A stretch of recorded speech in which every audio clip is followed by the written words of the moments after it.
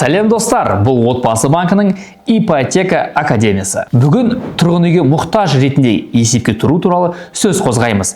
2025 жылдың 24 мамырынан бастап тұрғын үйге мұқтаж ретінде есепке тіркелу Отбасы банкінің Өркен Отбасы банк KZ порталы арқылы жүзеге асырылады. Бұл ыңғайлы, жылдам әрі қауіпсіз тәсіл. Себебі енді құжаттарды жинап, ұзын кезекке тұрудың қажеті жоқ. Барлығы онлайн форматта. Қазіргі таңда Отбасы банкі ұлттық институт мәртебесі берілді. Бұл нені білдіреді?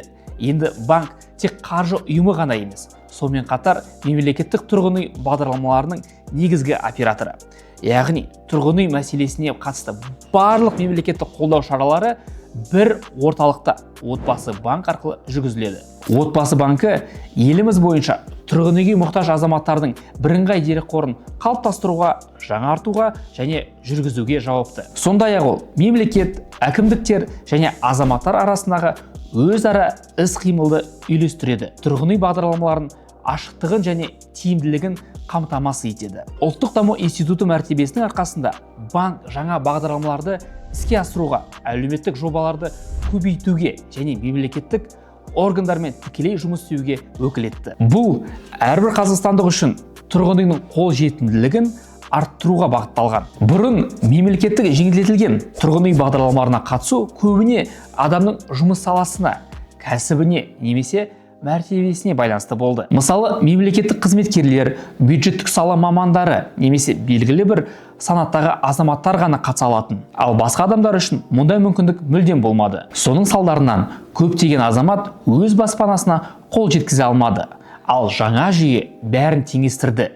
Енді бастысы мұқтаждық талаптарына сай болу. Қалғанының бәрі ашық әрі бюрократиясыз өтеді. Жүйе отбасы туралы деректерді, тұрғын үйдің бар жоғын, табыс көлемін, әлеуметтік төлемдерді тексереді. Осылайша әрбір өтініш берушінің цифрлық бейнесі жасалады.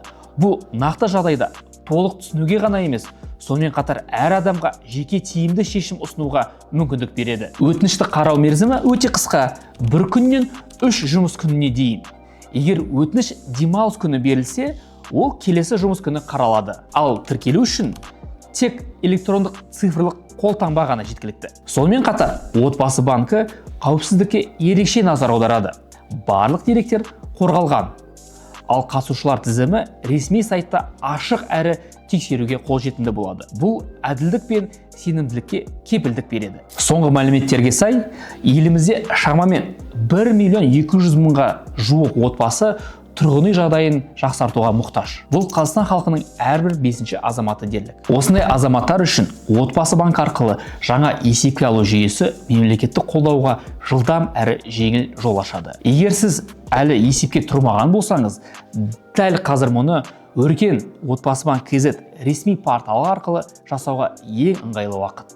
Бұл қолжетімді, түсінікті, ең бастысы өз баспанаңызға алғашқы қадам. Сіздермен болған ипотека академиясы. Сау болыңыздар.